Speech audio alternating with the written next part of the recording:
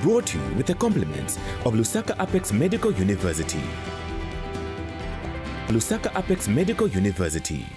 Knowledge and excellence.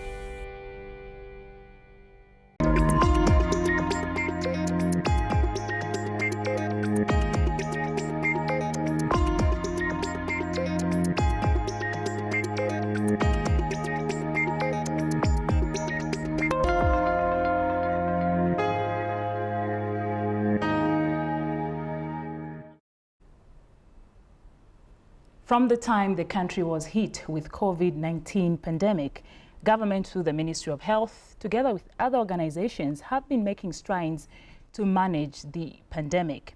Now, with the Ministry of Health, one of the exercises being conducted is the COVID-19 vaccination. And those above the age of 12 can also receive their vaccines. This is in order to protect the members of the public from severe sickness. Welcome to Doctor on Air. Our topic today is COVID-19 long-term effects of reinfection. Before I introduce my guest for today, we go to this break. Our sponsors for this program is Apex University. Here at Lusaka Apex Medical University, you can pursue your dream career today by enrolling with us. Apex stands out as a modern, privately owned medical university that aims to produce highly qualified healthcare professionals while molding them into exceptional members of our Zambian and global society. The Lusaka Apex Medical University has been producing highly qualified medical personnel over the last 6 years. This is an effort to complement government effort in training highly qualified medical staff to fill our institutions and fill the needs of the country as well as the region. We are therefore inviting you to join the medical community through being part of this university as you train in the health profession, where we, founder members, participate in the training of our students very actively. We have highly qualified, self-motivated and experienced lecturers, affordable tuition fees, and state-of-the-art equipment for learner-centered lectures and small group teaching for quality education. For more information about enrollment and fees, contact admissions on 0974 137 203. Lusaka Apex Medical University. Knowledge and excellence.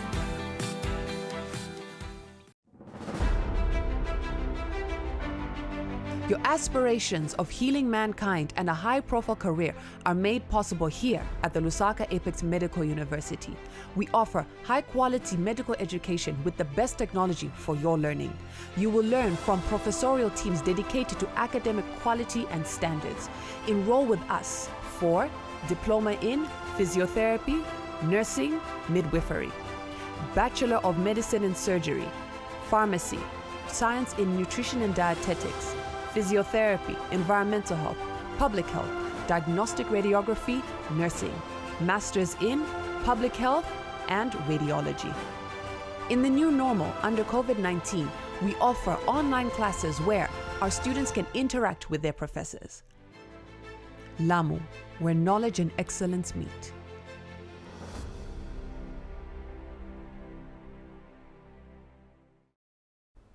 Welcome back. This is Doctor on Air, and my guest today is Professor Turkson Lambert.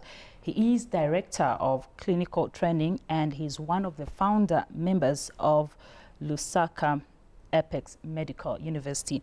I'd like to welcome you to Doctor on Air. Thank you. And happy Easter to you too, and also heartfelt condolences to the school. Thank you. I do know that you lost one of the gallant man, and he is Vice Chancellor Professor Lupando Munkonge. Perhaps we can take a moment of silence just to remember him. Thank you. May his soul rest in peace. Thank you. All right, Doc, I would like to welcome you to this program. Thank you very much. It's a very exciting program. So I would like to put it like this for the public, the listeners. As it is a corporate social responsibility, I wanted to discuss the COVID-19 in relation to prevention, the health promotion, And of course, the early presentation if symptoms do arise because of the damage that COVID can do to human lung. For our students, Apex students, I want them to think of what the virus does when it reaches the alveoli deep in the lung. What damage does it do? And how does it affect human health? Looking at the damage, I will mention 3 important cells in the presentation on the respiratory side, and also epithelial, endothelial cells on the capillary side. Because as you know, the cardiorespiratory systems, they work very closely together in order to keep the body healthy. So that will be my approach. Okay. Perhaps let's just get back to understanding COVID-19 itself, just the dynamics of COVID-19. We're still living amidst the pandemic itself. That's right. The COVID-19 is a virus that came about in China in 2019. That's why we put the figure 19. But it has now gone all over the world. It's a viral infection in the human lung. And it is very peculiar because most of the viruses, like the flu that people get, the body will sensitize itself, will pick it that I've got a flu virus, and you start sneezing, discharging from the nose, coughing out. But this virus, peculiar virus, COVID, it can go silent for 2 to 14 days. Even the one who is carrying it may not know that the virus has entered. And yet, when it's breathing out, expiratory air coming out, it's bringing out the virus. If he coughs out, it's even a large amount of virus. So like if you're in an enclosed room, you are chatting and talking and sneezing, coughing, one of them needs to just have it, and then everybody in the room will get it. That's why these days, enclosed areas, large population of people coming in enclosures, it's very dangerous because we are breathing the same air in that room, and the virus can affect everybody in the room by the time we are finishing the meeting. So in the Apex, we have a department of environmental health. So the emphasis is that wherever we will be, Mrs. Simumba is hearing me, she's the head of environmental health. She's listening to me that we are insisting that cross-ventilation, even our classrooms, we have big windows. We open them for cross-ventilation so that we don't give a chance to this virus. So health promotion requires that we distance ourselves. The Ministry of Health and the Public Health Institute, they are very clear, the messages. To minimize this virus, you must maintain a distance, just like you and me at a distant place. So that is important. Then hand washing, sanitizing. And when you get the symptoms that indicate that you may have the virus, it's better to go to the nearest health center. Our people now in the health centers are very alert. They will easily tell, no, these are symptoms that you may have a virus and we need to do the following tests. And even vaccination now should protect as many people as we can. The fact that the numbers are going down should not make us relax. You have seen that in China, a big city like Shanghai, is attacked again by a new variant of the same COVID-19. So we should keep alert. That's my message, because repeated infection, repeated or persistent infection of COVID in the lung can be very damaging. I will explain like this, because I know most of our students in Apex are listening. When you get the virus in, normally, there's what we call the pharynx, anatomical area of the respiratory system and the gastrointestinal tract. They have got a common area called the pharynx. This pharynx, that's where you see the tonsils, the lymph nodes. This is a ring of lymphoid tissue to protect the respiratory tract and to protect gastrointestinal tract. To protect both, those lymph nodes are supposed to enlarge and fight the virus. That's what happens. But in this particular virus, it will go down unnoticed. When you see a patient having tonsils inflamed, that is a fight of lymphoid tissue. That's why even in children, we don't rush to remove tonsils these days. We know the purpose. Creation is such that they were placed in the pharynx to protect the lower respiratory tract and also gastrointestinal tract. But in this particular virus, it goes unnoticed. For 2 days or even 2 weeks, when it reaches deep in the lung, we call it alveoli. There's a specialized cell which was created for purpose of exchanging oxygen and the carbon dioxide. So the alveoli will say, oxygen has come. And the blood capillaries from the right ventricle, they will bring in deoxygenated blood. The septa in between will allow exchange, oxygen in, carbon dioxide out. That's the whole purpose of maintaining human gaseous levels so that the body is functional. I want to emphasize that point. Now, what happens is there's a cell, number one. I meant to mention it for the sake of our Apex students.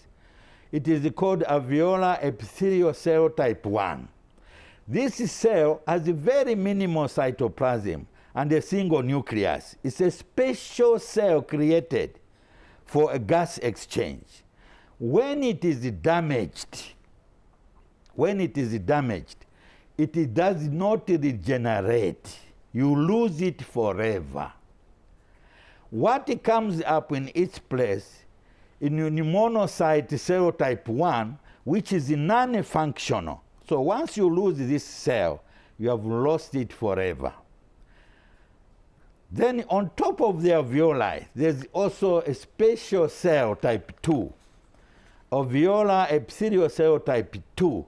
Now this one I should explain. Its job is to produce surfactant, what we call surfactant, to keep the alveoli open. Now, the good example is when a baby is born premature and this cell has not yet reached the stage to support the alveoli, premature babies, they have difficulties in breathing, respiratory distress of the newly born baby. But a fully grown, full-term baby, surfactant production by this particular cell, alveolar epithelial cell type 2, is adequate. That's why they cry instantly. But that is about neonatal life. But in adults, if this cell is getting damaged and is not producing surfactant, we can get adult respiratory distress syndrome. So this virus, can it damage alveolar epithelial cell type 1? Yes, it is happening. That's why the patients become breathless. When the symptoms come, they become breathless. If you check their blood, oxygen saturation starts going down rapidly. If they delay, the less oxygen exchange, because now we're not getting enough oxygen going into the blood. How much does oxygen need to arrive in the brain, for example? 4.5 mils of oxygen every minute for every 100 grams of brain. That's how high the demand is. The kidneys, they need oxygen. The liver cells, they need oxygen. So if you deny oxygen supply because of the repeated COVID-19 infection and the damage to those cells which cannot regenerate, you are risking into what we call, and I think Professor Peter Mawa is listening because he's an expert on infectious diseases, especially the lungs. The patient now will develop what we call chronic obstructive pulmonary disease. You find the breathing now is like a chronic smoker. The breathing is as if someone suffered from miliary TB because they have destroyed the functional cells of the lung. That is dangerous cumulatively. And the two, where we are going to, pollution is going up in the atmosphere. Big cities now, they don't wear masks just because of COVID-19. They are wearing masks because of the pollution in the air.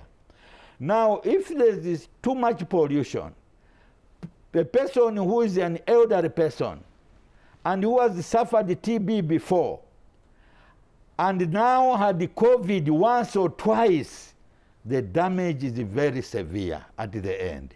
You find someone walking is breathless. To walk short distance, want to sit down. You check his tongue is getting bluish. The lips are getting bluish. The fingernails are getting bluish. And he's weak, he can't work properly because he cannot take up enough oxygen. On the other side, the capillaries, you know, the red cells should bring carbon dioxide. And they're carrying by hemoglobin in the red cells. When they arrive there, they should release carbon dioxide. But some of those cells, they escape, go into alveoli. Now, the creation is such that system of correcting those areas are there. Phagocytes, they pick the dust, they pick the red cells, damaged red cells, they pick them out. You find when you sleep, even a normal person, when you wake up, you want to clear the throat, you cough out, isn't it? Watch at the sputum. Most of it, we swallow it. But watch at the color of the sputum. It's becoming reddish. Remember that the capillaries are releasing too much red cells. It may be a sign of heart failure coming in. How does the heart failure come in? Because the septum between the blood bringing oxygen, carbon dioxide and the alveoli bringing oxygen, at that level, there must be free flow of blood and air. If there's damage there, even the heart starts getting affected. Pressure starts building up. We call it pulmonary hypertension. The right ventricle, which pushes blood to the lungs, starts straining. And when the right ventricle is failing to pump, the right atrium will also start accumulating blood. You find the patient now starts complaining of swelling of legs, swelling of the abdomen, the liver is full of blood, sometimes fluid in the abdomen, and also swelling of the face, and the neck veins are prominent. That means the situation in the lung is affecting the cardiovascular system. These two systems, we should take care of them. One of the ways of taking care, smoking causes more damage to the lungs. We should stop smoking, especially those with underlying diseases, elderly people, diabetic, hypertensive patients. They should not make it worse, because when COVID goes into such people, the damage and the effects are very severe, and you can lose a person. So we don't want, as Apex, we want to make a contribution for health promotion, disease prevention, and early disease management to save as many lives as we can. Okay. This is the way I look at it. Okay. Now, coming to the topic itself, as we look at COVID-19 long-term effects of reinfection, yes. Some people would say, from the time the country was hit with COVID-19, I had COVID-19 and I was treated, so I can't have COVID-19 again. And we're also observing compliance levels going down. What is it that you can tell these people? You see, that's where we want to emphasize, you and me, very good question you have asked. having an attack of COVID once and you recover does not protect you from getting a second attack, third attack, fourth attack. And imagine each attack is going to destroy alveolar epithelial cell type 1, the crucial cell. This cell was created, it's an end cell. It doesn't regenerate. So the more you damage of it, the more breathless you become. By the time you finish 5, 10 years, now you can't be very active because you have destroyed most of the gas exchange cells. That is the danger. On the blood side, epithelial and endothelial cells, again they get affected because they are bringing in carbon dioxide. But there's no cell to exchange with. So the same deoxygenated blood goes into recirculation.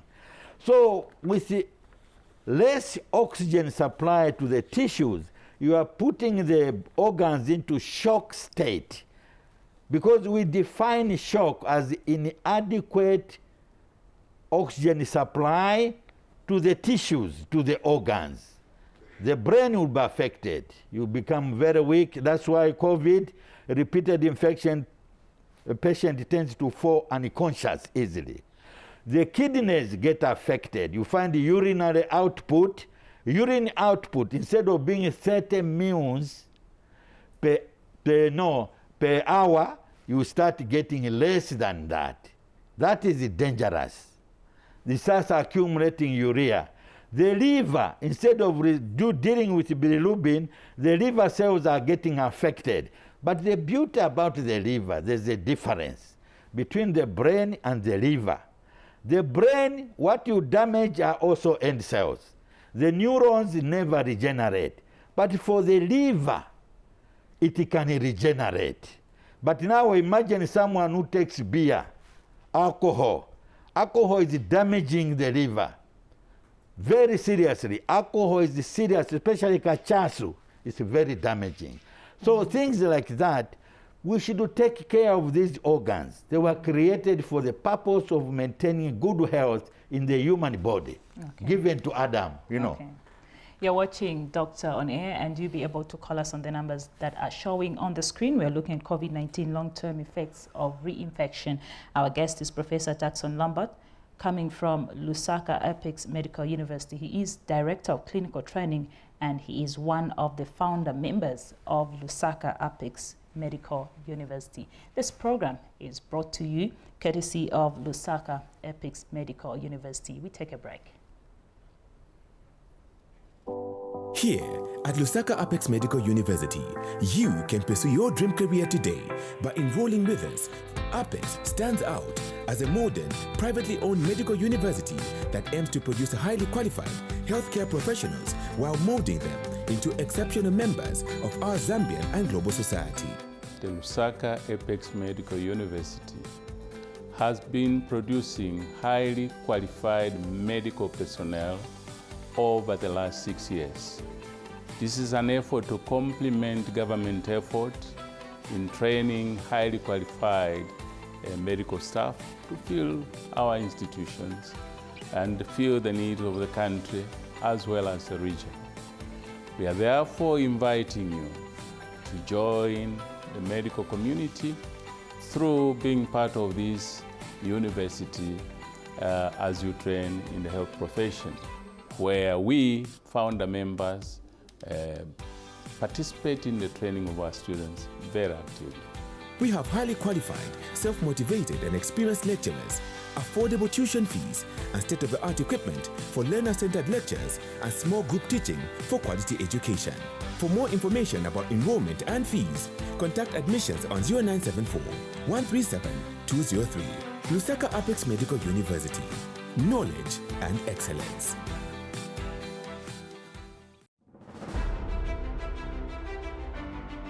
Your aspirations of healing mankind and a high-profile career are made possible here at the Lusaka Apex Medical University. We offer high-quality medical education with the best technology for your learning. You will learn from professorial teams dedicated to academic quality and standards. Enroll with us for Diploma in Physiotherapy, nursing, midwifery, Bachelor of Medicine and Surgery, pharmacy, science in nutrition and dietetics, physiotherapy, environmental health, public health, diagnostic radiography, nursing, masters in public health, and radiology. In the new normal under COVID-19, we offer online classes where our students can interact with their professors. Lamu, where knowledge and excellence meet.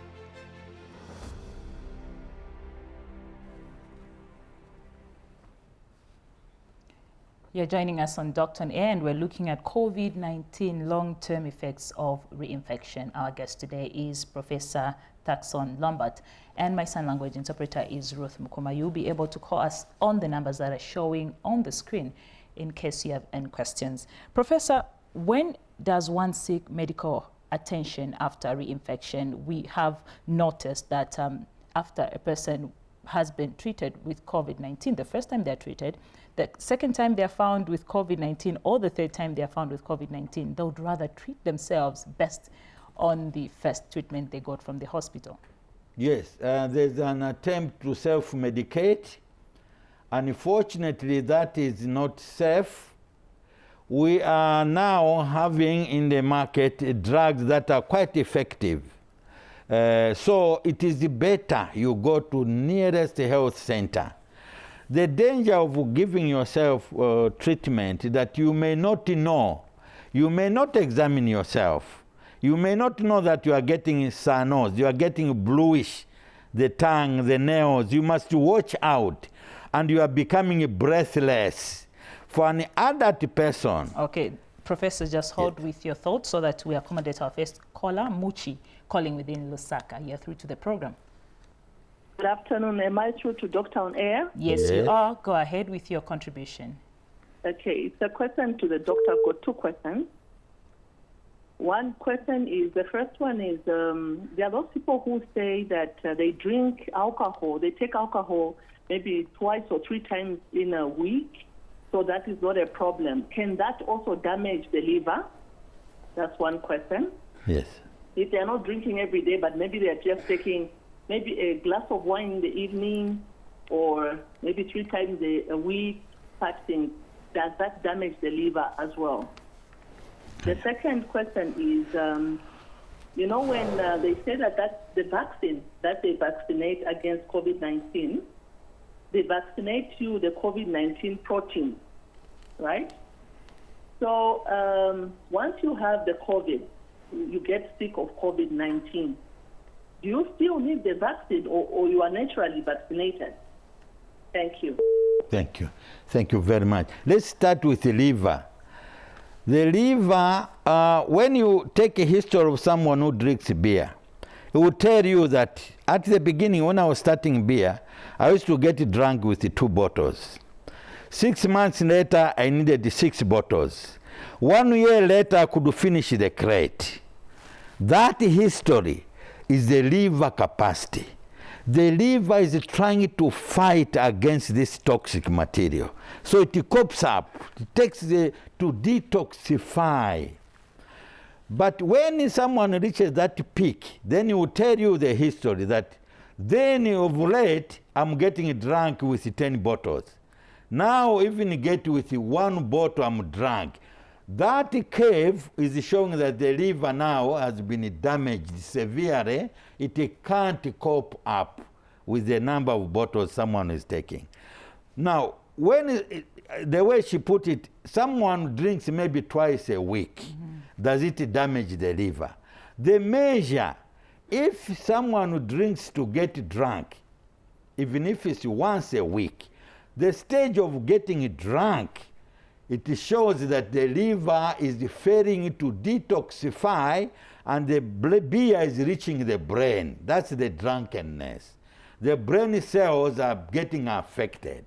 But if it's just 1 glass of wine, red wine, 1 glass, but depends on the size of the glass. Please, when you say 1 glass, what kind of depends a glass? what kind of glass, you know. But anything that makes you get drunk is a sign that liver cells are getting damaged. That's a good measure. But what happens, apart from the alcohol, There's what we call aflatoxin. Aflatoxin is a fungal infection to the groundnuts we eat and maize. In Zambia, it is known to contribute to damage of the liver cells. And also hepatitis B, a virus. These three are the ones that have damaged a lot of cells in the livers of many people. That's why hepatoma, cancer of the liver, was the commonest cancer in a Zambian male because of these three factors. Okay. So alcohol is one of them, especially beer like cachaço. Please, it's too strong. So one should not drink to an extent of getting drunk. Even in Mosi, should not take to get drunk. Spare your liver. All right. Now, the if other you can, question yes, was to the second question on the vaccines that one gets. Vaccination, yeah. Yes. After vaccination, you develop antibodies against the virus, COVID. What it means is that when you get it for the second time, you will have less disease effect because you got a vaccine. Those who have had it twice or 3 times vaccinations, their resistance is good. But for those with underlying conditions, please don't take risk. Hypertensives, diabetics, and the elderly people, don't take vaccine as a final answer. Don't risk. If you are going to a crowded place, you are going to the boardroom where there is so many people are coming in without masks, windows, and you are depending on the air conditioners. Those are just blowing the same air, circulating the virus. It's dangerous. Elderly people, please maintain your masking. Okay. Those with underlying diseases, maintain your masking. Those who have had COVID before, maintain your mask so that you don't get it for the second, third time. You are losing critical cells in the lungs. The alveolar epithelial cell type 1 is an end cell. Once you start losing it, you'll, at the end of it, you'll be breathless, as if you are a chronic smoker. That is dangerous. And especially smoking and the COVID, they do not go, because they are damaging the lungs together. So that's what I can advise. Okay. You earlier mentioned that it is not advised to self-medicate, of which we see a number of people doing that even before they get to go to the hospital. Now, let's get to hear if at all there's any first aid at home in case somebody is sick, has COVID-19, before they even go to the hospital. Yes, they can help. It's not as an emergency. The symptoms start developing, feeling unwell, becoming feverish, breathless, chest pains. Those signs, immediately members of the family notice those signs on anybody, and coughing, sneezing, like that. Just hold with your thoughts, Professor. Take to the hospital. Hold with your thoughts. We accommodate Martha. Calling within Lusaka. You are through to Doctor on Air. Yes, please. Good afternoon. Please speak up so that we can hear you. Hello? Yes, we can hear you. Go ahead. Yes, please. Good afternoon. Good afternoon. Yes, sir. Good afternoon, Doc. Good afternoon, Mama. Yes, please. I'm following your program. Good. Hello? Please turn down the volume on your TV set. Do not listen to yourself because we're getting delayed feedback. Turn down the volume on your TV set and go ahead with your contribution. Yes, please. I'm very far away from the TV set. Please go ahead with your contribution. Yes, I want to ask Doc. Yes, I wanted to ask about the Candida infection. How does it come? Okay. And is it treatable or what? Okay. No, thank you. It's a very much treatable condition. It's a fungal infection. It is treatable and medicines are readily available. But first we should confirm, is it a Candida infection? In the mouth you may see oral thrush or any part of the body there may be rash. So we take a swab and you put on the microscope and you confirm. Then we give you treatment. Fluconazole is one of them. It's very effective.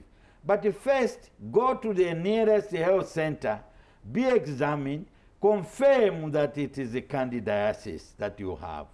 Then you get it treated. Yes, it's treatable, mama, treatable. Okay, do call us on the numbers that are showing on the screen in case you have any question, and Professor Thackson Lambert will be able to attend to those questions. We're looking at COVID-19 long-term effects of reinfection. How can these COVID-19 reinfection be treated? Is it the same way one is treated once they are found with COVID-19 for the first time? Yes, I think the most important thing is to support the body. For example, a critical thing, when you go to a health center, they will do what we call oxygen saturation assessment. It should be normal, it should be above 96%. If it is lower, it's in the 80s, it means there's less oxygen delivery to the tissues, the brain, the kidneys, the liver, the lung itself. There's less oxygen. When there's less oxygen, you are damaging cells everywhere.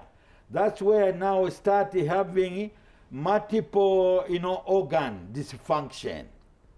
If you are not treated quickly, it will be multiple organ failure.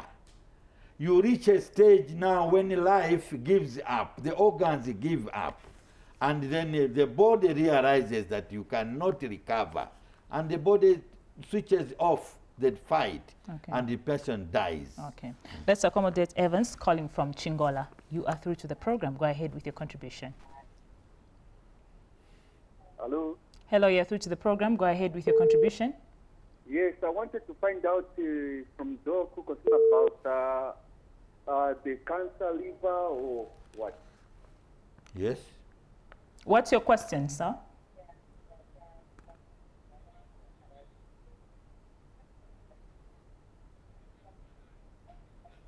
The question is, I wanted to find out if you're taking one bottle for mostly in the month or 3 times in the week.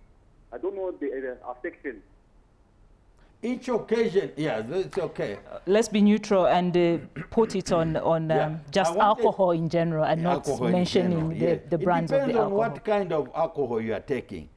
Some beers are very strong, especially the spirits. Traditional brew like cachasu is very strong. And to demonstrate the strength of cachasu, you get cachasu, first bottle, we call it ntonole in our language. In Katete, we call it ntonole. It's the first bottle of cachasu. Okay. Put it on the plate. Get liver of a chicken. Put it there where cachasu is. You will hear the cooking that takes place. Within seconds, it's dried up. The damage of that kind of beer is very bad to the human body. All I'm saying, any kind of beer, please don't drink to get drunk. Alcohol abuse. Alcohol abuse. If you are drunk, it means the liver is getting damaged. Each time you get drunk, the liver cells are getting damaged. And in the process of trying to recover from the damage, one of them will turn into cancerous cell. That's the hepatoma. That's the one I was emphasizing on. And also, there's the protection of vaccination. For Apex medical students and all health students in our university, we encourage them to get hepatitis B vaccination, because we know they are going to be working with people who are jaundiced. So they should protect themselves. We encourage our students, but even the population where we are telling our students to go out in the field, promote good health. And one of the good health discourage people drinking beer, because they damage the livers. Go and discourage them. Discourage them to expose themselves to COVID-19. Discourage them to drive too fast and break their necks and destroy the brains in the accidents. We are telling them, because the prevention is better and cheaper than a cure. So I think the question he asked was very good. He says, what if I just drink once in a month? But as long as you reach a stage when you are drunk, it means the beer has gone beyond the liver, it has damaged the liver, it is affecting your brain. That's the measure of drunkenness. Okay. Even the walking, have you seen a drunken person the way he walks? You know, he separates the legs and he's throwing one after another, you know, because it's what we call cerebral intoxication. Alcoholic cerebral ataxia. That is the effect on the brain at the back of the head. So it causes so much damage. Damage, yes. Eventually, the brain gets affected, the kidneys, the liver, everywhere. Let's accommodate Davis calling from Kawambwa. You're through to Dr. on Air. Kawambwa, I'm happy. Hello, you're through to the program. Hello. Please go ahead with your contribution. Yes, Doc. Yes. Yes. Turn down the volume on your TV set. Please do not listen to yourself. We'll be getting delayed feedback. Okay. Each time you get through the program, remember to turn down the volume on your TV set. Please go ahead with your contribution. Doc, I have a question. Yes. Yes, the question is when the Are you able to speak up, sir? We are not able to hear you. I'm asking this. When there is a... Okay, please call us back because we can't hear you. I don't know if it's on our ends or you are whispering. Please be loud enough when you get through to the program and get straight to your questions so that we can accommodate other callers. If you're able to call us back, Davis, call us back on the numbers that are showing on the screen. Professor, you talked about promoting good health, and you also emphasized that prevention is better and it is also cheaper. We know that the Minister of Health, government through the Minister of Health, is conducting the COVID-19 vaccination. There's still some other people who are skeptical about it. We've heard that the vaccine will prevent severe sickness. What is it that you tell those people that have not yet received these vaccines? In fact, big countries where they have vaccinated more than 70% of their population, they found out that serious COVID-19 infection is common in the unvaccinated population. It's so selective, which means the vaccine protects people from severe infection, but it doesn't prevent them getting the infection itself. So the virus will still reach the lung. And the more we protect the lung cells, the crucial lung cell, God created a special cell for a human lung. That is called alveolar epithelial cell type 1. When it dies off, no matter how little infection was, but it's killing the cells, there are millions and millions of them. But eventually, with repeated infection of COVID, the cells are dying. So they are being replaced by pneumonocyte cell type 1, which is non-functional. It's like a scar. It's non-functional. So our message is, please avoid reinfection. Avoid the COVID-19. Let it bypass you. You may recover, but it doesn't mean that you will not get reinfected. So medical advice is that avoid. So when you are going in a minibus, wear a mask. When you are going in a boardroom meeting, wear a mask. And make sure in your environment, if visitors come and you know there's a COVID in your area, don't meet them in the sitting room. Meet them outside, inside car. You know, people are saying they were meeting under a tree. Let's go back to meeting in the open air. Air is blowing. The virus will have no chance. But meeting in an enclosure, you are 10 of you, only one who brings the COVID, by the end of your meeting, everybody has got a share. So that's protection of the lungs is very important. Okay. On the issue of complying to the measures that have been put in place by the Ministry of Health, we are seeing a lot of people getting relaxed, especially students. Some would only comply within the premises of the school, but when they're going back home, they're not wearing their yes, they're not wearing their face masks, and hence we expect them to be the champions to spread that information of adhering to these 5 or is it 6 golden rules? We're trying by all means at Apex Medical University. You know, we have more than 5,000 students. And we are teaching, even at the gate, we have trained people to say, please respect the mask. Please respect the mask.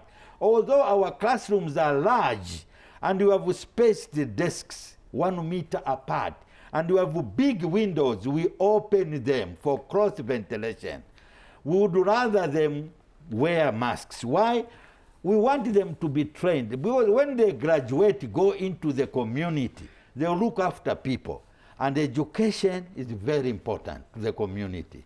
They should understand what COVID-19 is, what does it do to the lung, what does it affect the heart. The heart will start failing because the lung is getting damaged. And we tell them the pressure, pulmonary pressure developing because of damage to the lungs, it causes co-pulmonary, it's a disease which affects the heart function. And the patient now starts getting signs of heart failure, signs of respiratory distress, adult respiratory distress syndrome.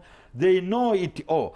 We want to empower them with knowledge so that when they go in the field, they will contribute to better health of the Zambian people or wherever they work, because we have a lot of students in Apex coming from neighboring countries. So we think that we have an influence in the neighboring countries. We actually be linking with them using alumni. We want to be linking with them so that they tell us how they are practicing. Okay, let's accommodate Duncan calling from Chililabombe. You are through to Dr. N. Hello, you are through to the program. Go ahead with your contribution. Yeah, Duncan from Chabongo. I just want to find out if Please go ahead with your contribution. Turn down the volume in your TV set. Hello? Yes, we can hear you. Go ahead with your contribution. Yes, I just want to find out if the COVID-19 100% curable. If you can shed more light on that. Thank you. Thank you so much. Is COVID-19 100% curable? Well, I wouldn't say so it's 100% curable, but the treatment that is coming up in the future, yes, it may be curable. It may be curable. But what you mean by curable is you eliminate what the lungs have acquired in terms of COVID-19. But when you remove that virus in the lung, it doesn't close the door of reinfection to the same lungs. So that's why we are saying it may be cured in the future. It may be less damaging in the future because of vaccine, but even the little damage that occurs, protect yourself, because it's cumulative. It's in the air. So you breathe it in, then it goes in the lungs. Whether you got cured yesterday, tomorrow you get it again, it will the same effect of damaging. So the best way is to take measures to avoid the reinfection. There are people who are getting fourth time reinfection. And when you follow at lung function, it's deteriorating. They are becoming weaker and breathless each attack they get. So prevention is better and cheaper than cure. Okay. Now, as we look at COVID-19 itself, we also want to remind the viewers that Lusaka recorded some cases of cholera. And if we are looking at these two, they demand hygiene measures. And then it means more rules to be followed, keeping the environment clean, and also ensuring that we have boiling water. But then, if somebody has tested COVID-19, you talked about how severe COVID-19 could be in a person with underlying condition. Let's try to combine this with cholera itself. If somebody tested positive with COVID-19 or reinfection with COVID-19 and they have cholera, how severe can it be, and how can this be very good, treated? You have asked a very important question. What I'm trying, we compare the two. Well, cholera attacks the intestines and you lose the fluid. You can become hypovolemic. Hypovolemia means you are not going to circulate, you're not going to have enough blood into circulation. Again, you collapse because you are losing fluids. COVID-19, you become breathless, you may collapse because you are not delivering enough oxygen. So at the end of it all, it's a shock. Cholera will develop shock for loss of fluid. Reduced fluid circulation in the body because you are vomiting, you are having diarrhea. The two, when they are in the same body, it's even more dangerous. But both of them are manageable. Okay. That's why cholera, if you're in a cholera area, immediately you notice vomiting and diarrhea, quickly go to your nearest health center. And avoid self-medicate. Then quickly you have the drips on. If it's a COVID, you'll have oxygen administered to you. You will recover both ways. Okay, let's accommodate our caller. You're through to Dr. Air. Hello, this is Anxious Manjimera. Please speak up. Go ahead with your contribution. Okay. I want to take you back where you said about alcohol, how it attacks the liver. Yes. Okay. What causes the stroke and when the tongue is not working? What causes the stroke? Yes, what causes the stroke? I had one brother who has a stroke and the tongue is not functioning. Are you relating this stroke to alcohol abuse? Because you talked about alcohol in the beginning. Yes, related to alcohol because he was taking a lot of alcohol. Sometimes he had a problem of breathing and swelling the legs, the arms. At the end, he had a stroke. Yeah. And the tongue at the moment is not functioning. The tongue? He's not talking. Okay, thank you. He's not talking. Thank you so Very much. good question. I must thank you for that one. So you see, what you have talked about the stroke, there are two types. There are those related to hypertension, and there's a bleed in the brain. If it bleeds, it's a stroke. Sometimes, if your blood pressure is low, again you can get what we call thromboembolic stroke. A blood clot has formed maybe in the heart and it will go to the brain and cause a stroke. So whenever somebody has a stroke, quickly must do brain scan so that we know which type. Okay. If it is the thromboembolic, we want to put the patient on drugs like aspirin. If it is hemorrhagic, we don't want to use aspirin because it may cause the hemorrhage worse. So the type of stroke. Two, he says the tongue is weak, meaning he has lost his speech. Now, if it was a right-handed person, he was using the right hand for eating, for writing, it means the stroke is on the left side. It's the dominant brain, because the human brain has a dominant one and a non-dominant one. The dominant one is the one that carries the speech. As we talk now, we are using the speech center in the brain, called Broca's area. So he has lost his speech because the dominant brain has been affected by the stroke. All right. Professor Taxon Lambert, Director of Clinical Training and also one of the founder members of Lusaka Epics Medical University, I'd like to thank you for coming on this program. Thank you. You have been watching Doctor on Air, and we're looking at COVID-19 long-term effects of reinfection. My sign language interpreter has been Ruth Mukoma, and my name is Margaret Jasulo. This program is sponsored by Lusaka Epics Medical University. Goodbye. Doctor on Air was brought to you with the compliments of Doctor on Air was brought to you with the compliments of Lusaka Apex Medical University.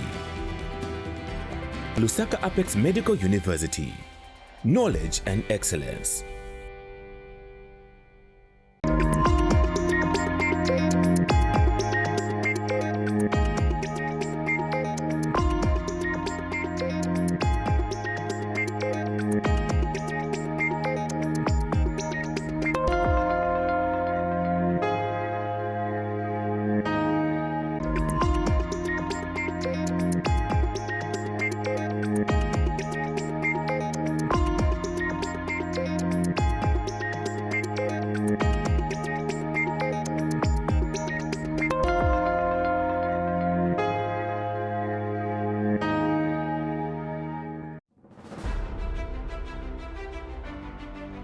aspirations of healing mankind